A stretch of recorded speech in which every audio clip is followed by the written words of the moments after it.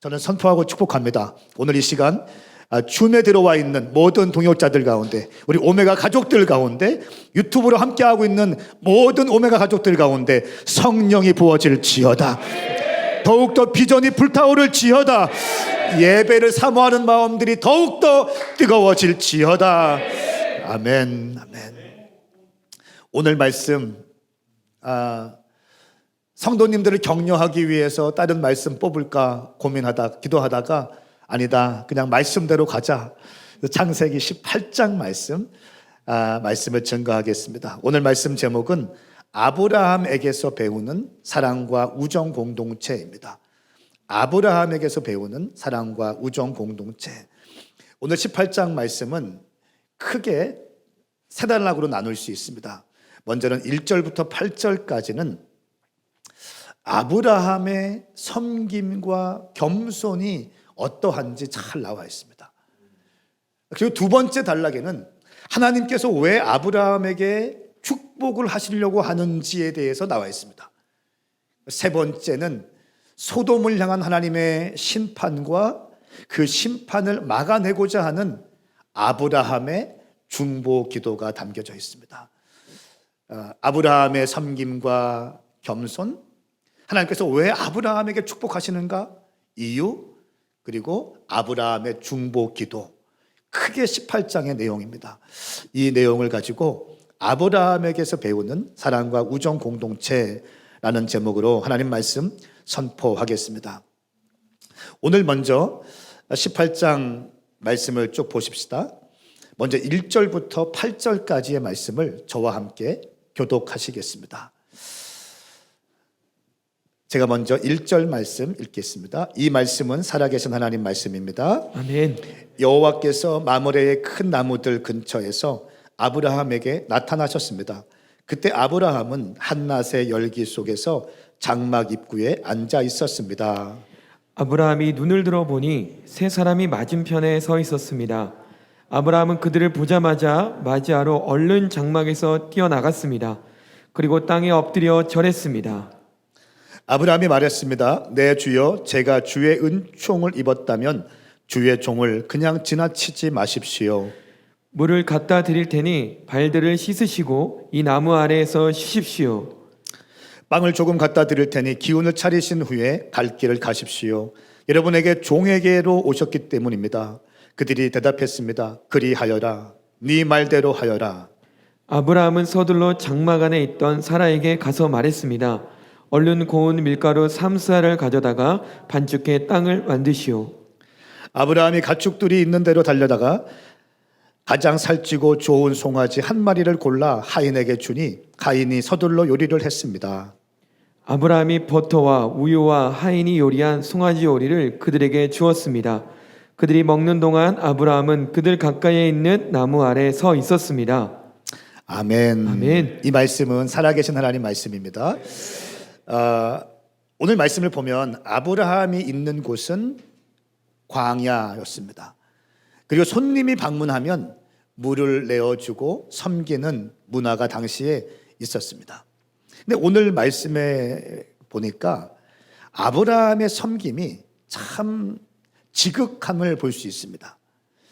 최선을 다해서 감동적으로 섬기는 아브라함의 모습을 볼 수 있습니다. 세 사람이 맞은편에 서 있는 것을 보고 엎드려서 경배합니다. 엎드려서 경배합니다. 그리고 이렇게 말합니다. 내 주여, 제가 주의 은총을 입었다면 주의 종을 그냥 지나치지 마십시오. 주의 종을 그냥 지나치지 마십시오. 물을 갖다 드릴 테니 발을 씻으시고 이 나무 아래에서 쉬십시오. 빵을 드릴 테니 빵을 드시고 기운 차리시고 나가십시오. 이렇게 이야기합니다. 발 씻을 물을 주고 빵을 가져옵니다. 샌들을 당시에 주로 신고 있던 그 당시 사람들에게 발은 상당히 지저분할 수밖에 없는 상황이었습니다. 그래서 손님이 도착하면 집에 손님이 발 씻을 물을 내어주는 것이 당시의 문화였습니다. 그런데 그 발 씻을 물을 내어주고 또 섬기는 것은 그 집안의 하인들 가운데서도 가장 말단 종이 하는 역할이라고 합니다. 가장 말단의 몫이었다는 거예요. 그러니까 이 말씀을 우리가 볼 때 예수님께서 십자가에 달리시기 전에 제자들에게 발을 씻어 주셨죠. 이것은 굉장한 섬김입니다. 그 당시에 제도권에서 볼 때에는 말이 안 되는 행동을 예수님께서 하신 겁니다. 왜 그럴까요? 우리에게 섬김을 가르쳐 주시기 위해서, 섬김의 본을 보여주시기 위해서 예수님께서 제자들에게 발을 씻어주시는 것입니다. 아브라함도 오늘 손님에게 발 씻을 물을 내어주고 빵을 줍니다. 그리고 이렇게 얘기합니다. 얼른 사라에게 말하기를 얼른 고운 밀가루 3스와를 가져다가 반죽에 빵을 만드시오. 그리고 가축들이 있는 곳에 가서 가장 살찌고 좋은 송아지를 잡아다가 송아지 요리를 해줄 것을 요청합니다. 그리고 버터와 우유를 송아지 요리와 함께 손님들에게 접대합니다. 6절 말씀에 3스하라고 하는 것은 1스하가 약 7.3리터라고 합니다. 그러면 약 22리터가 되는 겁니다. 22리터면 굉장히 많은 양의 빵을 만들 수 있는 밀가루입니다. 사무엘서에 의하면 아비가일이 그녀의 남편 나발을 죽이려고 진군하는 다윗과 400명의 부하들에게 그 사람들을 달래기 위해서 5세아의 밀가루로 빵을 만들어서 그들을 섬깁니다. 5세아로 400명을 먹이잖아요. 그러면 오늘 아브라함이 이 사람들을 먹이기 위해서 3스아를 가져다가 반죽해 빵을 만든 것은 굉장히 많은 양의 빵을 준비한 겁니다. 아마 빵을 만들어 먹인 다음에 갈 때에도 충분히 가져갈 수 있도록 섬기기 위한 아브라함의 후한 섬김이었을 것입니다. 아브라함은 손님을 극진히 대접하고 있습니다. 송아지 요리를 합니다. 여러분, 오늘날도 송아지 요리는 귀한 거 아시죠? 이 송아지 요리가 나오기 전에 에피타이저를 준비합니다. 빵을 준비하죠. 빵을 준비하고 버터와 우유를 준비하고 송아지 요리를 준비하게 됩니다. 고대 근동 사회에서 나그네 접대 풍습이 있습니다. 엑스포지멘터리 창세기를 지으신 송병현 교수님 책에 의하면 이렇게 3가지 나그네를 접대하는 풍습에 대해서 나오는데요. 첫 번째는 주인은 처음에 제시했던 것보다 항상 더 좋은 것이 나와야 된다. 처음부터 송아지 나오면 안 된다는 거예요. 처음에는 빵 나오고 버터 나오고 우유 나오고, 아마 오늘날 레스토랑이 어쩌면 이 말씀을 보고 에피타이저, 메인 코스, 메인 요리, 디저트 이렇게 한지도 모르겠습니다. 처음에 제시했던 것보다 항상 더 좋은 것이 나와야 한다. 두 번째는 자기 집에 들어온 손님에게 그들이 스스로 나갈 때까지 떠나라고 말할 수 없었다는 거예요. 이거 제 말이 아니라 송 교수님의 연구 결과인데, 손님이 한번 들어오면 손님이 나가기 전까지는 나가십시오 이런 말 못했다는 거예요. 할렐루야. 세 번째가 또 희망을 주는 어떤 풍습인데, 손님은 피치 못할 사정이 없는 한 무슨 일이 있어도 3일 내에 떠나야 된다. 아무리 있고 싶어도 3일 동안 있을 수 없었다라고 하는 것입니다. 이것이 당대 고대 근동 사회에서 나그네를 섬기는 풍습이었다고 합니다. 여러분, 우리가 살아갈 때에 섬김의 마음은 참 중요합니다. 섬김의 마음, 순종의 마음, 손님을 접대하는 마음은 참 중요합니다. 제가 믿기론 오늘 말씀을 묵상하면서 하나님은 왜 아브라함을 선택했을까? 왜 아브라함일까? 아브라함이 뭐가 그렇게 훌륭했을까? 보니까 그는 큰 거부였잖아요. 큰 거부고 자기 집에서 제자를 키워냈죠. 318명을 키워냈죠. 또 믿음의 사람이었죠. 그런데 사람들을 섬기는 영이 아브라함 가운데 있었습니다. 사람을 잘 섬기는 마음, 사람을 이용하려고 하는 게 아니라 사람을 섬기는 마음. 이 사람이 잘 됐으면 좋겠다. 이 사람이 목이 마를 텐데 목이 마르지 않았으면 좋겠다. 이 사람이 배고플 텐데 이 빵을 좀 잘 대접하고 여행 갈 때에도 빵을 많이 가져갈 수 있도록 섬겼으면 좋겠고, 우리 집에 가축이 많이 있으니 그 가축 가운데 좋은 송아지 잡아서 잘 섬기고 싶다. 이것이 아브라함의 마음 가운데 중요하게 있었던 섬김의 마음이었습니다. 아마 이렇기 때문에 하나님께서는 아브라함을 선택하신 것 같습니다. 내가 먹다가 남은 거 가지고 섬기는 것이 아니죠. 먹다가 식은 거 데워서 주는 게 아니죠. 가장 좋은 짐승 송아지를 잡아서 따끈따끈한 버터와 우유와 함께 또 송아지 요리를 해서 대접하는 이 아브라함의 모습을 볼 수 있습니다. 내가 가진 최고의 것으로 섬기고 있습니다. 여러분, 당신의 인생을 섬김의 인생으로 디자인하면 어떨까요? 섬김의 인생으로 디자인하면 어떨까요? 섬김을 받는 것으로만 기뻐하고 즐거워하는 것이 아니라 섬길 때에 주시는 그 기쁨을 알 수 있는 영혼들 되었으면 좋겠습니다.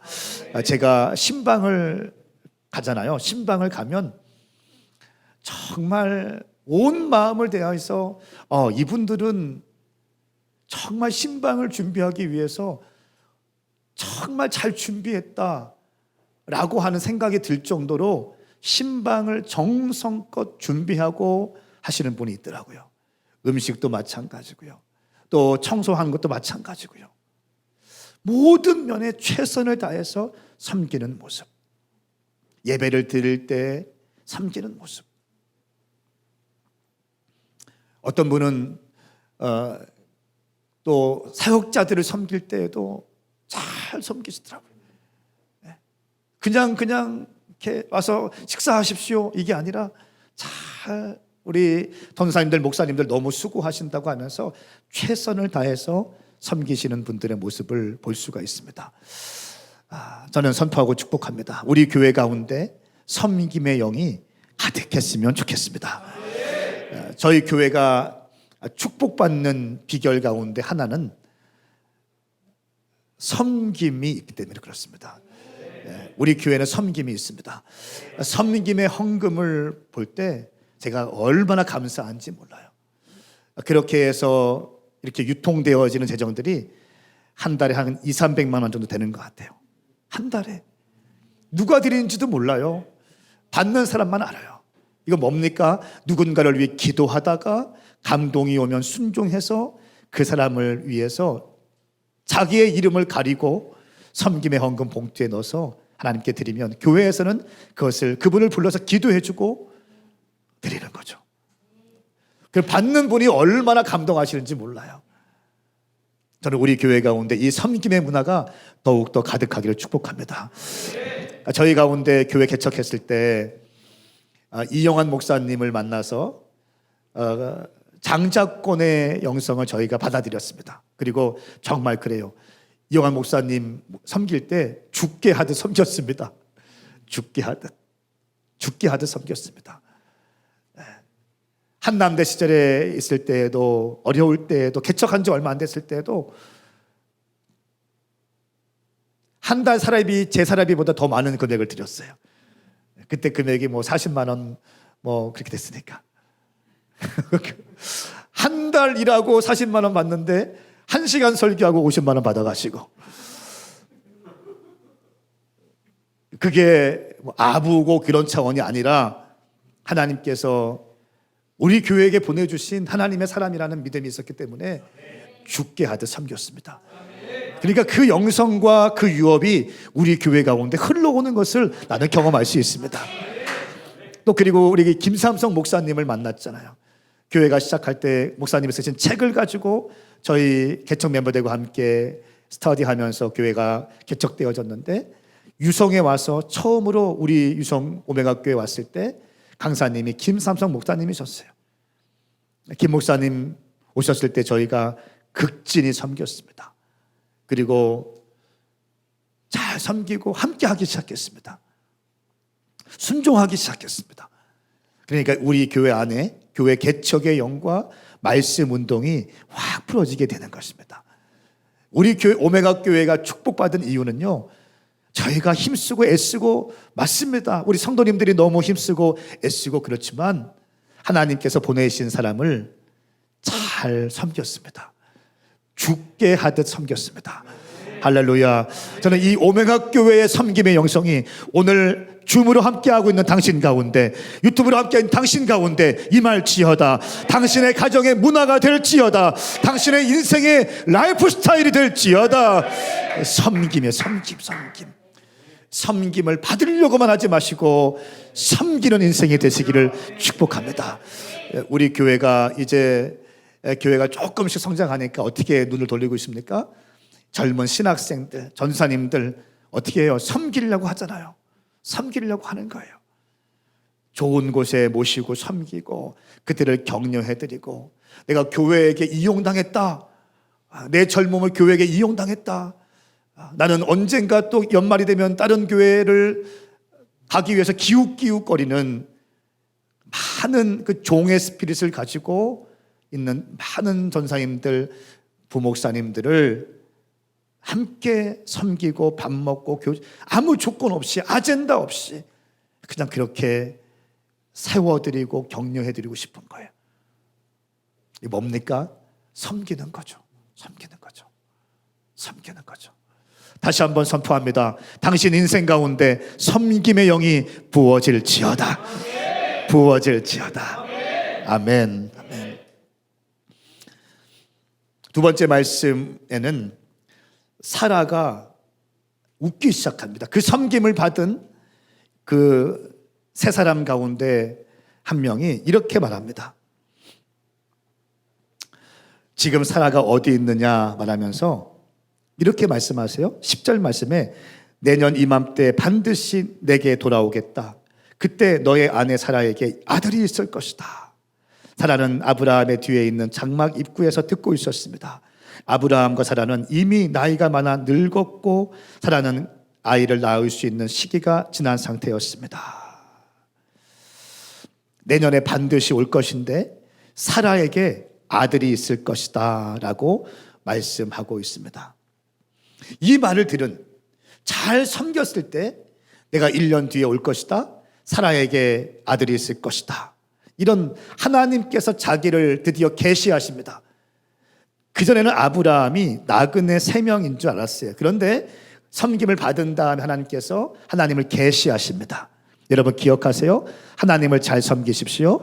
당신에게 말씀하실 것이고 당신에게 임재하실 것입니다. 섬기는 거예요. 섬기는 거예요. 그럴 때 하나님께서 자신을 오픈하시면서 1년 뒤에 너희에게 내가 다시 돌아올 것이고 사라에게 아들이 있을 것이다. 우리 11절부터 15절까지 말씀 함께 읽겠습니다. 시작. 아브라함과 사라는 이미 나이가 많아 늙었고 사라는 아이를 낳을 수 있는 시기가 지난 상태였습니다. 그래서 사라는 속으로 웃으면서 말했습니다. 내가 이렇게 늙어서 기력이 없고 내 주인도 늙었는데 내게 과연 그런 기쁜 일이 있겠는가? 그러자 여호와께서 아브라함에게 말씀하셨습니다. 사라는 왜 웃으며 내가 이렇게 늙었는데 정말 아이를 낳을 수 있겠는가? 라고 하느냐? 여호와께 어려워서 못할 일이 있겠느냐? 내가 내년 이맘때쯤 곧 정해진 때에 내게 돌아올 것이며 사라에게 아들이 있을 것이다. 사라는 두려워서 거짓말을 했습니다. 저는 웃지 않았습니다. 그러자 여호와께서 말씀하셨습니다. 아니다, 내가 웃었다. 아멘. 아멘.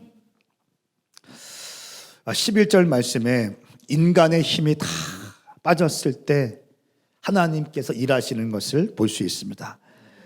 아브라함과 사라는 이미 나이가 많아 늙었고 사라는 아이를 낳을 수 있는 시기가 지난 상태였습니다. 사라의 나이가 90세가 거의 됐잖아요. 한번 생각해 보십시오. 어떻게 아이를 낳겠습니까?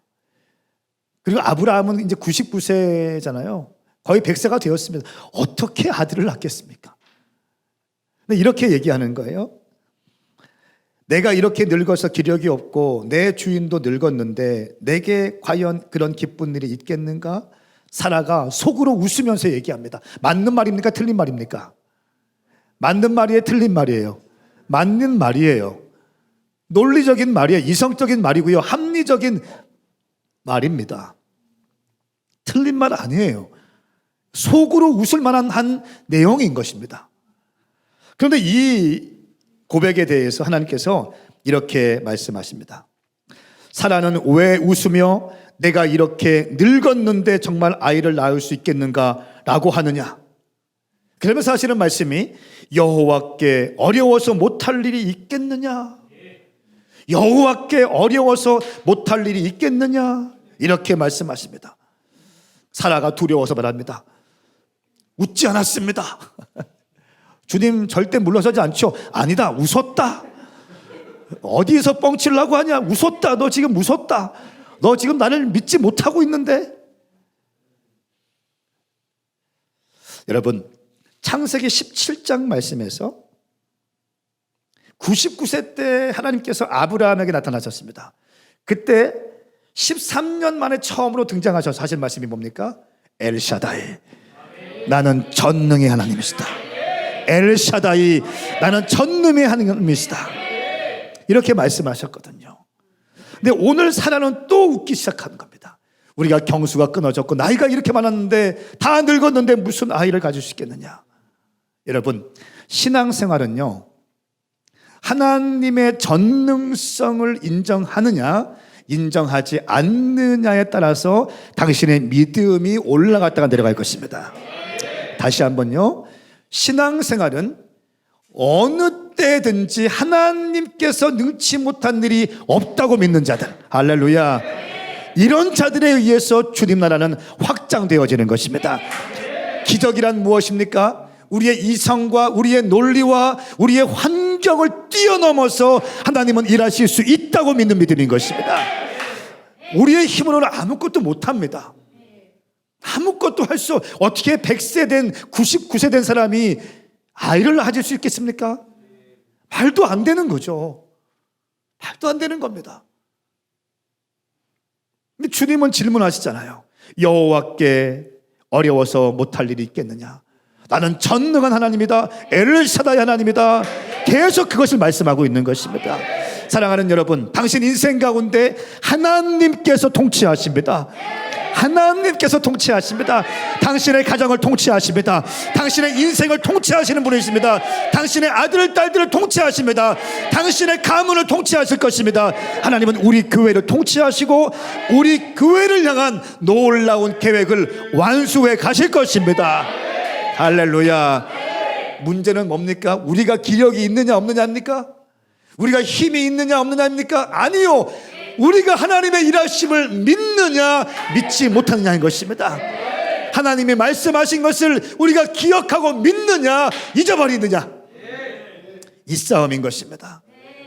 창세기 16장 말씀에서 사라가 하나님의 말씀을 이해하지 못하고 성급한 결정을 했을 때 하갈을 낳게 되죠. 이 하갈이 태어나서 이 가정에 불화의 씨앗이 되는 것입니다. 잘 기억해 보십시오. 그런데 지금 주님께서는 또 말씀하시는 거예요. 내가 너에게 아들을 줄 것이다. 아들을 줄 것이다. 계속 말씀하고 있습니다. 2023 비전 어떻게 성취할 것인가? 어떻게 성취할 것인가? 제가 한 2, 3일 전에 한국에 권위 있는 공간 건축하신 그 교수님과 깊은 교제를 했습니다. 서울에서부터 한 4시간 걸려서 저희 교회 방문하셨고 함께 교제하는 가운데 참 많은 인사이트를 얻었습니다. 여호와를 경외하시는 분이더라고요. 여호와를 경외하시는 분이어서 깊은 교제하면서 저희 2023 센터 처치 비전에 대해서도 나눴습니다. 몇 가지 팁을 주고 센터 처치를 설계하는데 함께 뛰어들겠다고, 자원봉사 하시겠다고. 할렐루야. 제가 그거 분명히 했어요. 사실관계 분명히 해야 되니까. 그거 비즈니스입니까? 섬김입니까? 섬김이라고 또 했어요. 목사님, 섬김이죠. 이름만 되면 다 아실 만한 분인데 아주 박물관이나 미술관이나 이런 굵직굵직한 것들 많이 설계하시고 하신 분이 있습니다. 그래서 저희의 비전들 나누고 하니까 정말 이 굉장히 한국 교회 가운데 필요한 것 같다고, 다음 세대와 청년들을 향한 상징적인 랜드마크와 같은 교회를 건축하고 싶다, 이렇게 쭉 얘기를 하니까 몇 가지 아이디어를 주시면서 시노십스 그리고 디자인, 설계, 또 건축, 감리, 이 모든 과정들에 대해서 설명해 주시는데 참 많은 인사이트가 있었습니다. 여러분, 2023 센터 처치, 전 세계 1000개의 대학 옆에 교회 세우는 거, 이거 당신의 월급으로, 저의 월급으로 한번 쳐다보십시오. 줌 쳐다보십시오. 누가 돈이 있는지. 없습니다. 우리 경은이가 돈이 있겠어요? 하경이가 돈이 있겠어요? 우리 보람이가 돈이 있겠어요?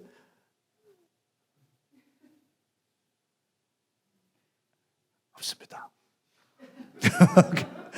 우리 신혜가 돈이 있겠습니까?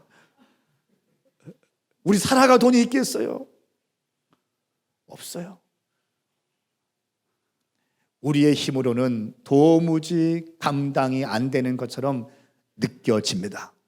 그런데요, 제 안에 이런 믿음이 있습니다. 우리가 하나님께서 주신 방향성 안에 진실되게 걸어간다면 주님이 하실 것입니다. 하나님의 영광을 위해서 하실 것입니다. 하나님의 뜻을 성취하시기 위해서 그 일을 행하실 것입니다. 할렐루야. 따라하십시오. 여호와께서 어려워서 못할 일은 없다. 하나님이 어려워서 못할 일은 없다. 하나님이 나와 함께 하신다. 하나님은 우리 가정과 함께 하신다. 하나님이 내 인생을 책임져 주신다. 하나님이 우리 교회를 책임져 주신다. 믿습니까? 이 믿음이 식어지지 않을지어다. 이 믿음이 더욱더 싹을 낼지어다. 열매를 낼지어다. 할렐루야. 할렐루야.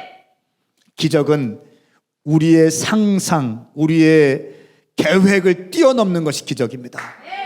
하나님은 기적의 하나님이십니다. 하나님은 능력의 주님이십니다. 오늘 말씀 16절부터 또 19절까지의 말씀을 보면 제가 이 말씀을 보고 참 은혜를 받았습니다.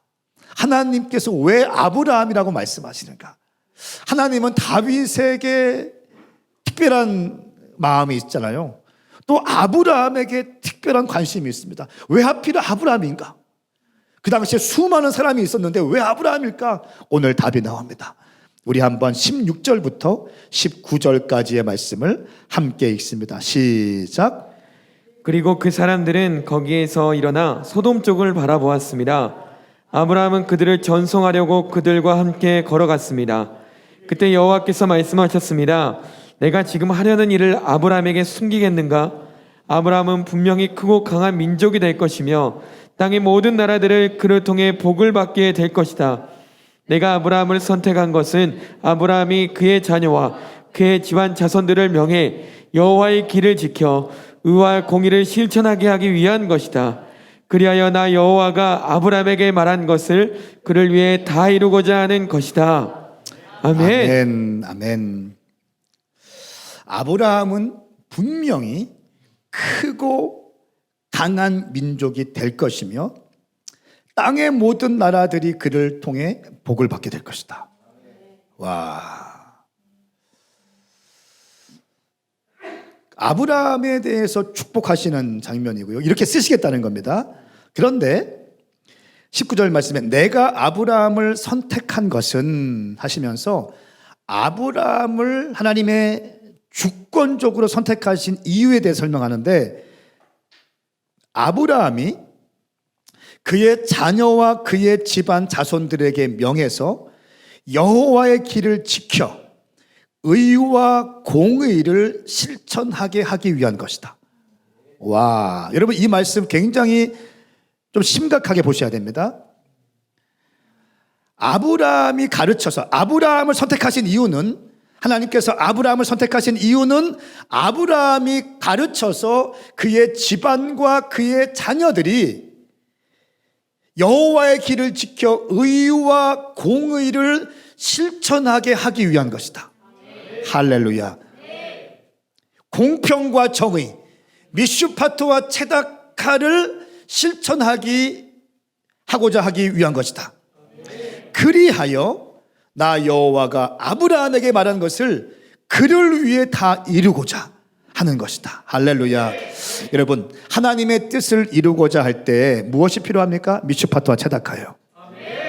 결국 이 미슈파트와 체다카, 이것이 율법의 기초이고요, 이것이 하나님의 통치의 보좌의 두 기둥이라고 한다면 우리 인생 가운데 미슈파트와 체다카는 반드시 붙잡아야 되는 것입니다. 공평과 정의예요. 저는 깜짝 놀랐습니다. 이 말씀, 아브라함을 축복하시는 이유에 대해서 정확히 말하고 있습니다. 아브라함은 그의 집안과 그의 자녀들을 미슈파트와 체다카로 가르칠 수 있는 사람이다.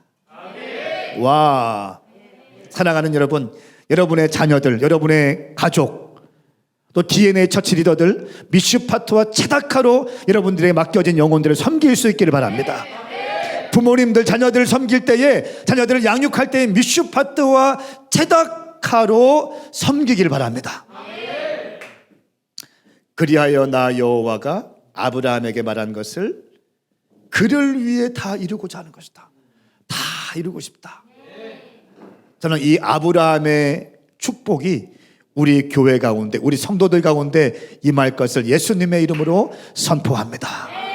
선포합니다. 말씀을 가만히 보면 사라는 비웃잖아요. 아브라함만 서 있다고 되는 게 아니에요. 아브라함은 하나님께서 말씀하셨잖아요. 엘샤다이, 나는 전능한 하나님이다. 사라는 듣지 못했어요. 그러니까 웃고 있는 거예요. 가정이 온전히 세워질 때 가정의 제사장 남편이 바로 서야 되는데 남편만 바로 서는 걸로 안 됩니다. 아내가 바로 서야 되는 거예요. 가정의 머리는 누굽니까? 가정의 머리는 누굽니까? 남편입니다. 교회의 머리는 누굽니까? 예수님이죠. 그런데 중요한 게 있어요. 가정의 머리는 남편인데 머리를 지탱하는 건 누굴까요? 목입니다. 목. 목은 아내입니다. 목이 흔드는 대로 머리는 따라가게 돼 있어요.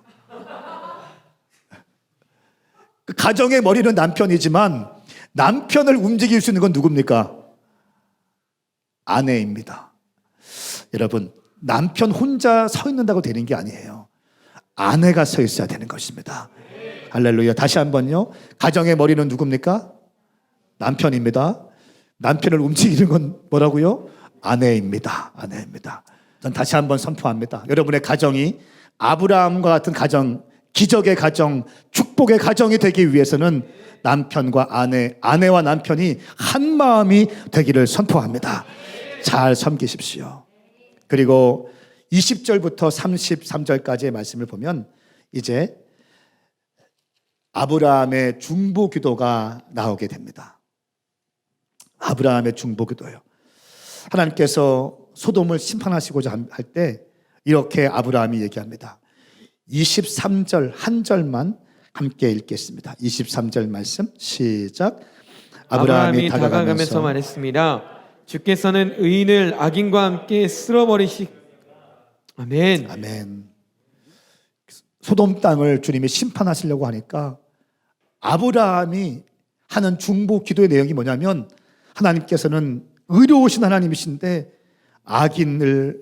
의인을 악인과 함께 쓸어버리시겠습니까? 하나님은 미슈파트와 체다카의 주님이신데 소돔과 고모라 그 지역에 의인들이 분명히 있을 것인데 그 의인들은 왜 죽어야 합니까?